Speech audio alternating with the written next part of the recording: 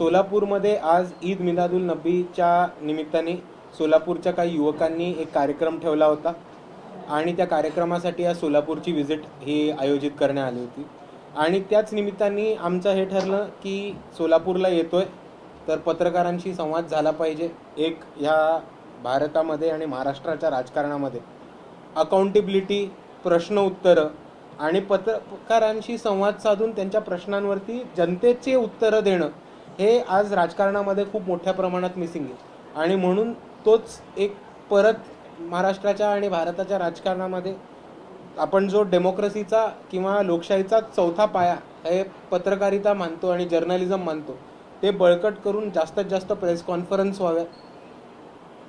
प्रत्येक पक्षाच्या प्रत्येक नेत्यांनी, पदाधिकाऱ्यांनी, कार्यकर्त्यांनी तसेच निवडून आलेल्या मुख्यमंत्र्यांनी आणि पंतप्रधानांनी सुद्धा प्रेस कॉन्फरन्स द्यावी. त्यासाठी आम्ही हे निमंत्रण दिले आणि आपल्या सर्वांना इथे बोलवले.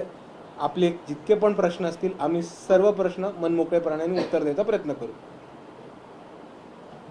साहेब, आज तुम्ही आलेला आहेत, परंतु मालेगावमध्ये जे आहे की एक विवाद खडा होतोय की तिथं जे आहे तिथल्या उपमहापौरांनी जो आहे टिपू सुलतानांचा फोटो त्यांच्या दालनामध्ये लावल्यामुळे जे आहे ते एक वेगळं चर्चेला उदाहरण आहे. कसं पाहताय? हा एक खूप चर्चेत विषय गेले 4-5 वर्ष ह्या महाराष्ट्राच्या राजकारणामध्ये आलेला. खूप आपण बघितलं असेल तर इतिहासामध्ये आणि बऱ्याचशा पारंपरिक कार्यक्रमामध्ये, सांस्कृतिक कार्यक्रमांमध्ये टिपू सुलतानांचा फोटो हा मोठ्या प्रमाणात वापरला जात होता. खास करून काही पश्चिम महाराष्ट्राचा बेल्ट असेल, मराठवाड्याचा बेल्ट असेल, इकडे टिपू सुलतानांचा फोटो, टिपू सुलतानांची जयंती ही मोठ्या प्रमाणात साजरी केली जात होती.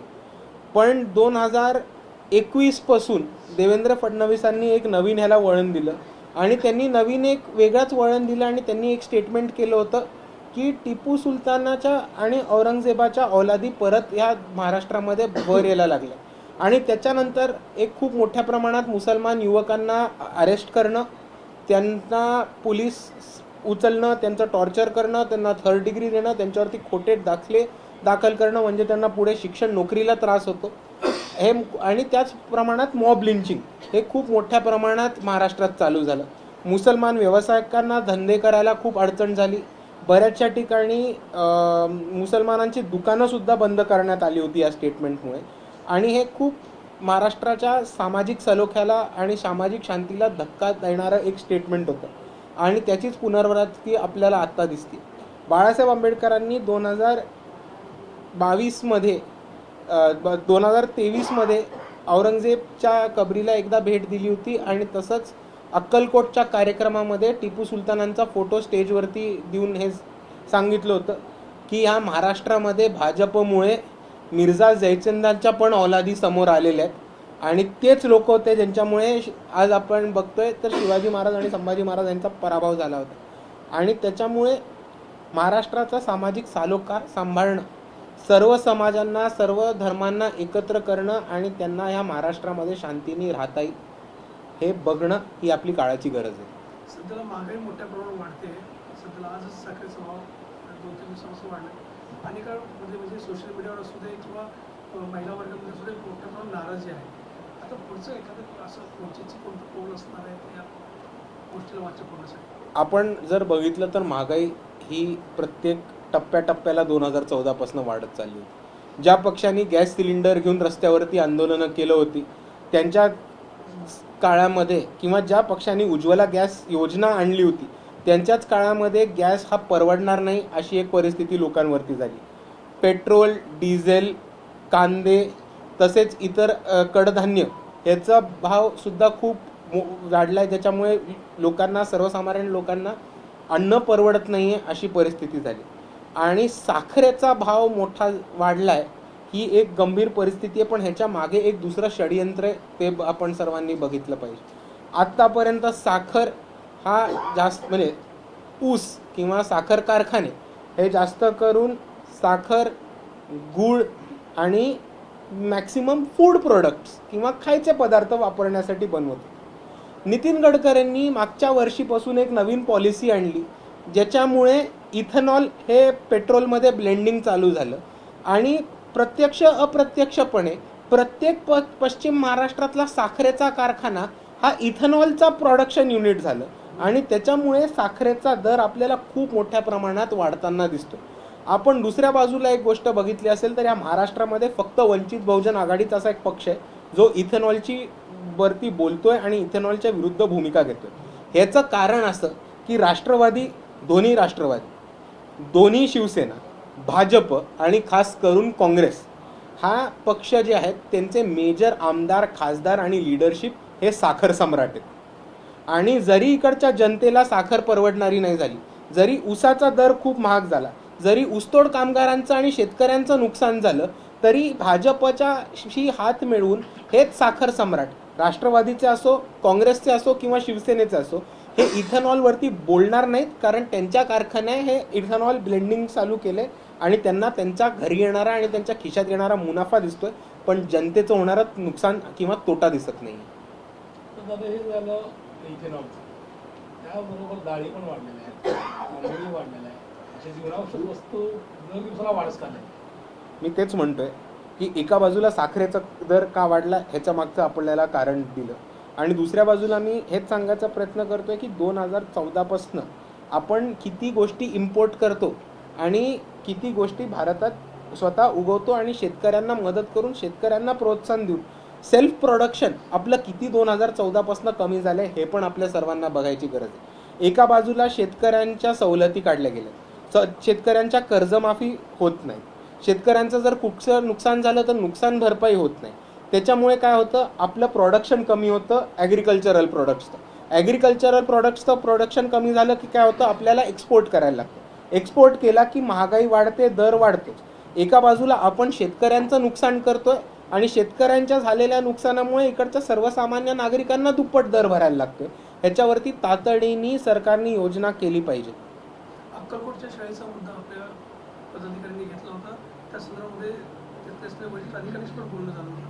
त्यानंतर पुढे काय प्रोसेस झाली का त्यांनी आंदोलनात सुद्धा पवित्रा घेतला होता? अक्कलकोटच्या शाळेचा जो मुद्दा आहे ते वंचित बहुजन आघाडीचे पदाधिकारीच आपल्याला याच्याबद्दल चांगलं सांगू शकतील. फक्त माझं एवढंच म्हणणं आहे की पाठपुरावा पूर्णपणे चालू आहे आणि आंदोलनाचा इशारा दिलाय, जर मागण्या पूर्ण नाही होणार तर त्याच्यावरती आंदोलन वंचित बहुजन आघाडी नक्की करेल. साहेब, महाराष्ट्रामध्ये जो आहे तो MPSCचा पेपर जो आहे तो फुटला आणि त्यावरती एमआयएमचे माजी खासदार जलील साहेब असं म्हणतात की महाराष्ट्रात एक वेगळं मंत्रालय स्थापन झालं पाहिजे, त्या पेपर फुटेचं नाव दिलं पाहिजे, अशा पद्धतीची ती खोचक टीका करतात. आणि हे जे पेपर जे आहेत ते वारंवार फुटत आहेत, कसं पाहता या सगळ्या घटना? हे एक खूप मोठं नेक्सस आणि रॅकेट आहे. शिक्षणाचा बाजार करून ठेवला ही परिस्थिती आपण सर्वांनी समजून घेतली. याला आपण 3 वेगवेगळ्या अँगल्सनी बघू. सर्वात पहिलं हे की कष्टकरी समाजातनं येणारे, वंचित समाजातनं येणारे, गोरगरीब टप्प्यातनं येणारे जितकी पण लोक होती त्यांच्यासाठी स्पर्धा परीक्षा, शिक्षण आणि त्याच्यानंतर नोकरी हेच एक तरक्कीचा आणि आयुष्यात पुढे जायचा मार्ग होता. पण जर पेपर वारंवार फुटत राहिला आणि ह्यांचा पुढचा तरक्कीचा रस्ता बंद झाला तर हे पुढे कुठे आपल्या आयुष्यात तरक्की करू शकणार आहेत किंवा आयुष्यात पुढे जाऊ शकणार आहेत हा आपल्याला प्रश्न आला पाहिजे. कारण त्यांचा पुढचा तरक्कीचा किंवा डेव्हलपमेंटचा मार्गच बंद केला जातो. ही पहिली गोष्ट. दुसरी गोष्ट ही होते की पेपर फुटीच्या विरुद्ध एक डिपार्टमेंट नाही तर एक सक्त कायदा केला पाहिजे आणि त्या कायद्याची अंमलबजावणी केली पाहिजे जेणेकरून पेपर फुटणार नाहीत आणि पेपर फुटले तर त्याच्यावरती स्ट्रिक्ट ॲक्शन घेऊन इमिजिएटली रिएक्झामिनेशनचा एक काहीतरी आपल्याला ऑप्शन देता आला पाहिजे. त्याच्याकरून विद्यार्थ्यांची झालेली मेहनत आणि एक अख्खं अकॅडमिक वर्ष वाया जाणार नाही. आणि तिसऱ्या बाजूला पेपर फुटी वारंवार का होते, याच्यामध्ये कोण इन्वॉल्ड आहे? डायरेक्ट मंत्री इन्वॉल्ड आहेत, मंत्र्यांचे OSD इन्वॉल्ड आहेत, त्यांचे PA इन्वॉल्ड आहेत, सेट डिपार्टमेंट इन्वॉल्ड आहे का मागे जसं पुढे बाहेर आलं तसं काही कोचिंग क्लासेसचा हात आहे? ह्याच्यावरती स्ट्रिक्ट कारवाई होऊन त्या सगळ्या जी फाइंडिंग्ज आहेत, जी माहिती आहे ती लोकांसमोर ठेवली पाहिजे. याच्या 2014च्या आधी हे सरकार सत्तेत येताना महागाई, भ्रष्टाचार, पेपर फुटी या सगळ्या मुद्द्यांवरती बोलताना सरकार बदललं गेलं. या सरकारमध्ये पुन्हा आता जवळपास 10-15 वर्षानंतर पुन्हा ती स्थिती तिथे महागाई, भ्रष्टाचार आणि पेपर फुटी. सरकार पुढे जाण्याची लक्षणं. माझी पूर्ण अपेक्षा आहे की महागाई, पेपर फुटी, भ्रष्टाचार हे जे इश्यूज आहेत त्याच्यावरनं भाजप सत्तेत आलं होतं. आज त्यांच्या कारभारामध्ये हेच इश्यूज अजून प्रामुख्याने समोर आलेत. करप्शन आपल्याला वाढताना दिसतंय, तो जंतर मंतरचं आंदोलन चालू होऊन संपून 3 महिने नाही झाले, त्याच्या आतमध्ये 4 वेगवेगळे पेपर आपल्याला फुटलेले दिसतात. त्याचबरोबर महागाई प्रत्येक टप्प्यावरती वाढलेली दिसतीये. एक्सपोर्ट करण्यामुळे त्याच्याचबरोबर नरेंद्र मोदींचे जे चुकीचे फॉरेन पॉलिसीचे निर्णय होते, उदाहरणार्थ इस्रायल बरोबर जाणं, ब्रिक्सचा करार तोडून, ह्याच्यामुळे एक वेगळी महागाई भारतावरती आलेली आहे. पेट्रोल, क्रूड ऑइल, डिझेल, त्याचबरोबर शेतीसाठी आवश्यक फर्टिलायझर्ससाठी लागणारं केमिकल हे मोठ्या प्रमाणात भारतात उपलब्ध झालं नाही आणि ह्याचा परिणाम आणि ह्याचा फटका येणाऱ्या निवडणुकीमध्ये नरेंद्र मोदींना नक्कीच बसणार आहे. आदिवासी विद्यार्थी 15 दिवसापासून पुण्यामध्ये आंदोलन करतायत. सरकारला भेटायला देखील वेळ नाही दिसते, कारण राहुल गांधी सरकार देशाचा विरोधी पक्ष नेता त्या मंचावरनं आवाज उठवतो, पत्र लिहितो, तरी सुद्धा सरकार त्या सगळ्यांची दखल घेत नाही. सरकारने आतापर्यंत आदिवासी विद्यार्थ्यांच्या बाबतीत कोणतीही ठोस भूमिका घेतली नाही. काल त्यांनी नुसतं म्हटलं होतं की एक नवीन निर्णय आलाय आणि तो तोंडी कबुली दिली होती, पण आमचं हेच म्हणणं आहे की जोपर्यंत तो निर्णय GRच्या स्वरूपात येत नाही तोपर्यंत त्याच्यावर कोणताही विश्वास नाही ठेवावा, कारण हा निर्णय कॅबिनेटमध्ये घेतला जाईल आणि कॅबिनेटचा निर्णय हा GR मळणेच आम्हाला कळायला पाहिजे. दुसऱ्या बाजूला आपण बघितलं तर आदिवासी विद्यार्थ्यांचे बरेचसे प्रश्न आहेत. मेसचा प्रश्न आहे, सवलतींचा प्रश्न आहे, बोगस आदिवासी सर्टिफिकेट्सवरती जे ॲडमिशन्स घेतलेत त्यांचा घुसखोऱ्यांचा प्रश्न आहे आणि ह्या सगळ्या प्रश्नांवरती आदिवासी विद्यार्थ्यांनी 15 दिवस आंदोलन करायची भूमिका घेतली. वंचित बहुजन आघाडी हे त्यांच्या आंदोलनामध्ये पूर्णपणे पाठीशी आहेत. पहिल्या दिवसापासून वंचित बहुजन आघाडीची पुण्याची टीम त्यांच्या संपर्कात होती. काल त्यांच्या आंदोलनाच्या ठिकाणी मी सुद्धा जाऊन आलो होतो आणि विद्यार्थ्यांशी संपर्क साधून त्यांना मदत करून त्यांच्या आंदोलनाला बळ देण्याचं काम हे सुद्धा वंचित बहुजन आघाडी करतच आली. 2029ला आपल्या वंचित बहुजन आघाडीचं लोकसभा निवडणूक असेल, विधानसभा निवडणूक असेल, पक्षाची भूमिका काय स्पष्ट किंवा काय ठरलेली आहे का? वंचित बहुजन आघाडीची भूमिका ही स्थापनेपासून स्पष्ट आहे आणि ती कधीही बदलणार नाही. आणि आमच्या भूमिका जर आपल्याला विचारायला झाल्या तर 3 सोप्या मुद्द्यांमध्ये एक्सप्लेन करतो. पहिली भूमिका वंचितची आहे की आत्तापर्यंत ज्या ज्या वंचित घटकांना, आदिवासी असतील, दलित असतील, OBC असतील किंवा मुसलमान असतील, ह्या ज्या घटकांना ज्यांना सत्तेपासून दूर ठेवलं होतं आणि ज्यांच्याकडे आत्तापर्यंत लोकशाही फक्त वोटिंग करायचा अधिकार म्हणून आली होती, त्या लोकांना सत्तेमध्ये घेऊन जाण्याचं काम हे वंचित बहुजन आघाडी एका बाजूला करणार आहे. दुसऱ्या बाजूला आंबेडकरी विचाराचा प्रचार आणि प्रसार करून बाबासाहेब आंबेडकरांचे विचार हे जास्तीत जास्त लोकांपर्यंत पोचवून बाबासाहेब आंबेडकरांचं जे विजन होतं समानतेचं, ते समानतेच्या विचारावरती एक समाज उभा करायचं काम हे वंचित बहुजन आघाडी एका बाजूला करेल. आणि तिसरं माझं म्हणणं आहे की जेव्हापासून आपलं संविधान अडॉप्ट झाले आणि जेव्हापासून पहिली पार्लमेंट आपल्या देशाला लागले तेव्हापासून आत्तापर्यंत ज्या विजननी संविधान बाबासाहेबांनी लिहिलंय त्या विजननी देश कधी चालवलाच नाही. ना काँग्रेसनी चालवलाय, ना BJPनी चालवलंय. तर वंचित बहुजन आघाडीचं एकच ह्याच्यावरती तिसरं महत्त्वाचं धोरण असणार आहे की ज्या विजननी बाबासाहेब आंबेडकरांनी कॉन्स्टिट्यूशन लिहिलं होतं, सत्तेत जाऊन त्याच विजननी त्याच प्रकारे देश चालवणं किंवा महाराष्ट्र राज्य सरकार चालवणं हे वंचित बहुजन आघाडीचं धोरण आहे. आणि ते 2019 मध्ये ठरलं होतं आणि ते भविष्यात कधीही पुढेही बदललं जाणार नाही. सोलापूर शहर जिल्ह्यामधील असलेले आरोग्य सेवा असतील किंवा शाळेचा विषय असेल, त्या संदर्भामध्ये एखादा आढावा घेऊन बैठक घेऊन पुढची काही दिशावरी ठरवली जाणार आहे वंचितच्या वतीने? वंचित बहुजन आघाडीचं सर्वात पहिले एक नवीन सम्यक विद्यार्थी आंदोलनाचं युनिट सोलापूरमध्ये येणार आहे आणि शाळांची, कॉलेजेसची, तसंच SC समाज कल्याण खात्याकडनं, आदिवासी खात्याकडनं जितके पण हॉस्टेल्स आहेत, मेस आहेत, विश्रामगृह आहेत, याची तपासणी करणं, विद्यार्थ्यांना त्यांचं पूर्णप्रमाणे जे काही सवलती प्रॉमिस्ड आहेत, जे काही इन्फ्रास्ट्रक्चर प्रॉमिस्ड आहेत ते मिळत आहेत की नाही ह्याची पाहणी करणं आणि सरकारवरती दबाव टाकून ते विद्यार्थ्यांपर्यंत पोहोचवणं हे सम्यक विद्यार्थी आंदोलनाचं पहिलं पाऊल आहे. असाच प्रयत्न अभिजित तिमकेंनी केला शाळेसंदर्भात, तर त्यांच्यावरती गुन्हे दाखल करण्यात आले सरकारच्या माध्यमातून. भविष्यात वंचित बहुजन आघाडीचे कार्यकर्ते ज्यावेळी शाळा तपासणीसाठी किंवा वसतिगृह तपासणीसाठी तर त्यांच्यावरती गुन्हे दाखल होणार नाही याची कुठली खात्री नाही. म्हणजे सरकार कुठेतरी जे चळवळीतले कार्यकर्ते आहेत, जे काम करणारे लोक आहेत, त्यांच्यावरती गुन्हे दाखवून असा प्रयत्न करत. आम्ही शाळा तपासणार, BJPला ओपन चॅलेंजचे गुन्हे दाखल करून दाखवा.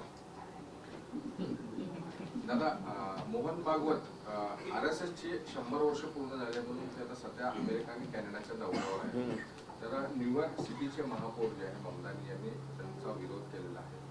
तर RSSच्या म्हणजे एवढं 100 वर्ष शताब्दी आहे त्यांचा अमेरिका दौरा, त्याच्याकडे कसा पाहता तुम्ही आणि त्यांचा विरोध अमेरिकेमध्ये एक न्यूयॉर्कचे महापौर जे आहेत ममदानी यांनी विरोध केला.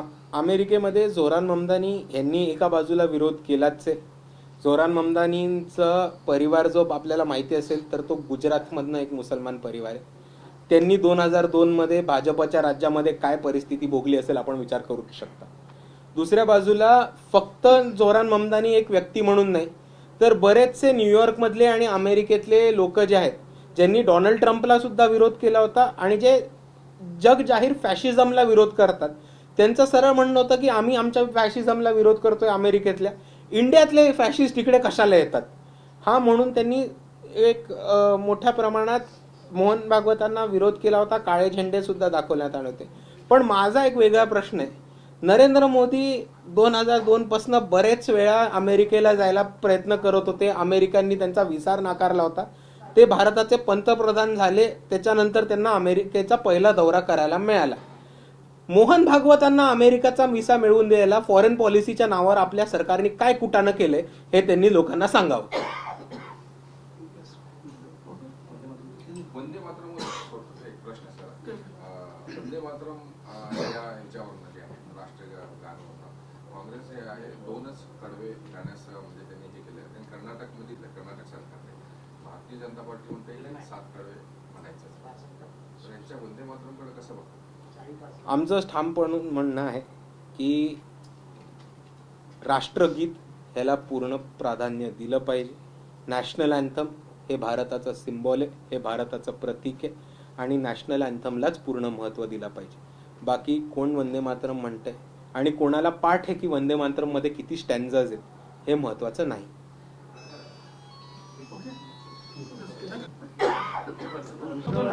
राष्ट्रवादी शरद पवार गटाचे युवक नेते रोहित पवार यांची काँग्रेससोबत जवळीकता सातत्यानं वाढताना दिसते. राहुल गांधींच्या स्वागताचे बॅनर ते लावतायत, काँग्रेसच्या कार्यक्रमांच्या देखील स्वागताचे त्यांचे बॅनर होते. त्यांच्या वाढत्या जवळीकतेला तुम्ही कशा पद्धतीने बघताय राजकीय दरम्यान? वरच्यांना भाजपची जवळकी करायला लागते, खालच्यांना काँग्रेसची जवळकी करायला लागते. मी काय बोलू याच्यावर? सोयीचं राजकारण त्यांचं ते सांगतील, ते राजकारण करतायत. दोन्ही राष्ट्रवादी एकत्रित येण्याच्या चर्चा सुरू होतात, मात्र राष्ट्रवादी शरद पवारचे नेते मात्र वेगळीच कुठली तरी म्हणजे भाजपचं म्हणलं जसं वरचे नेते भाजपला भेटतात, खालचे नेते काँग्रेसला भेटतात, म्हणजे त्याच्यामध्ये परत पुन्हा दोन्ही राष्ट्रवादी एकत्रित येण्याच्या चर्चा. भाऊ, मी याच्यावर एकही उत्तर दिलं नाही आणि शरद पवारांची रणनीती तुम्हीच लोकांसमोर पाडली की एक गट भाजप बरोबर जातो, एक गट काँग्रेस बरोबर जातो आणि दोन्हीकडे पाय ठेवून राजकारण चालतं. हे शरद पवारांचं पहिल्यापासून राजकारण आहे, हे आपण मांडलंय, मी नाही. साहेब, तुम्ही देखील युथ आयकॉन आहात आणि राहुल गांधी जे आहेत ते जेनजीन सोबत कनेक्ट होण्याचा जो आहे तो देशभरामध्ये प्रयत्न जो आहे तो त्यांचा चालू आहे. त्याचबरोबर देशाच्या प्रधानमंत्र्यांना देखील जो आहे तो रील फॉर्मॅटमध्ये व्हिडिओ जो आहे तो पोस्ट करावा असं वाटतं आणि कुठेतरी जेनजीन बरोबर हितगुज साधण्याचा प्रयत्न करतात. आपण काय प्रयत्न करतो? मला या आंदोलनातनं सगळ्यात काय आवडलंय ते म्हणजे जेनजींनी म्हाताऱ्यांना वेड लावले. पहिले जेनजींना ज्यांना कोणी विचारत नव्हतं, आज प्रत्येक बोर्डरूम मीटिंगमध्ये, प्रत्येक तुम्हाला माहिती असेल तुमच्या न्यूजरूम मीटिंगमध्ये विचारत असतील जेनजी कंटेंट कुठनं चालणार आहे, जेनजींना काय आवडतं, कुठली रील पडणार आहे. ज्या टपक्याला तुम्ही इतके वर्ष विचारातच नाही घेतलं आणि हडहुड करत राहिलं, आज तो टपका आहे सगळ्या म्हाताऱ्यांना नाचायला लावतोय, ह्याच्यावरती मला खूप आनंद आहे. तुम्ही काय प्रयत्न करणार आहेत काय? वंचित बहुजन आघाडी, युवक आघाडी, त्याचबरोबर सम्यक विद्यार्थी आंदोलन आणि पक्षातले सिनियर पदावरती असलेले सगळे युवक, हे युवकांशी संपर्क साधणं, त्यांच्या प्रश्नांवरती हात घालणं आणि त्यांच्याबरोबर काम करणं हे एका बाजूला चालूच होतं. आणि दुसऱ्या बाजूला आपण जर महानगरपालिका, लोकसभा, विधानसभा आणि स्थानिक स्वराज्य संस्थेचं तिकीट वाटप बघितलं असेल तर मॅक्सिमम युवकांना जर कोणी संधी दिली असेल तर ती वंचित बहुजन आघाडीने दिली.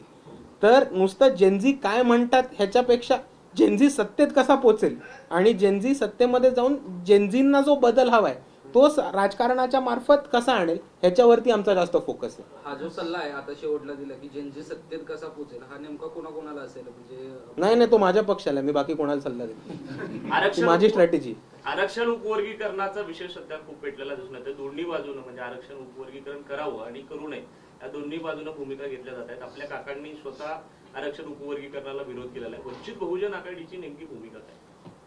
वंचित बहुजन आघाडीची नेमकी भूमिका काय, ह्या प्रश्न मला ह्याच खोलीमध्ये मागच्या वेळेस जेव्हा आपण प्रेस कॉन्फरन्स केला होता तेव्हा आपण दाखवला होता.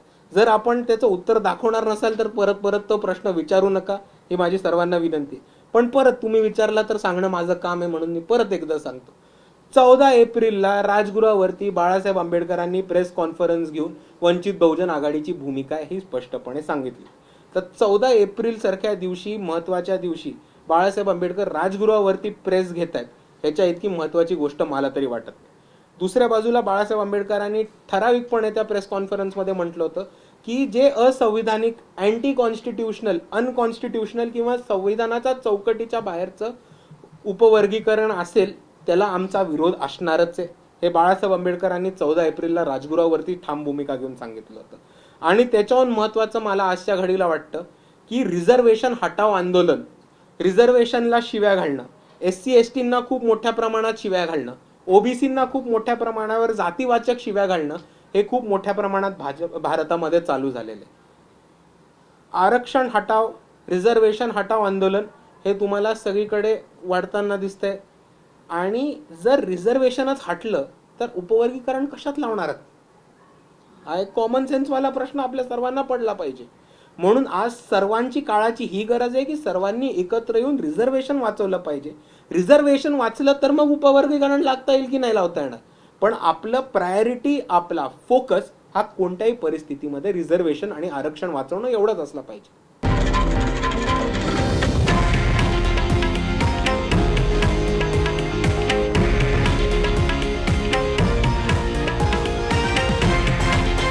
हे आहे देशातील नंबर 1 न्यूज नेटवर्क आणि आपण पाहत आहात TV9 मराठी, एकमेव.